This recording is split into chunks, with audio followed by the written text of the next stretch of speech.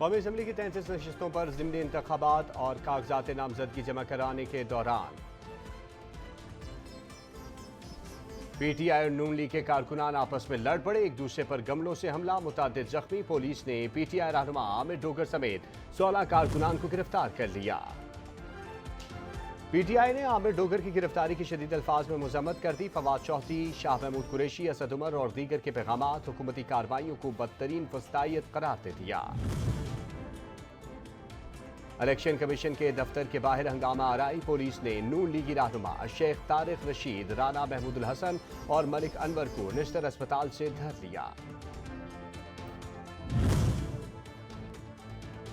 पंजाब में दहशतगर्दी का खतरा मौजूद, बेहतर है इलेक्शन कमीशन कौमी और सूबाई असम्बली के इंतखाबात एक ही दिन करवाए। चीफ सेक्रेटरी पंजाब ने तजवीज़ दे दी।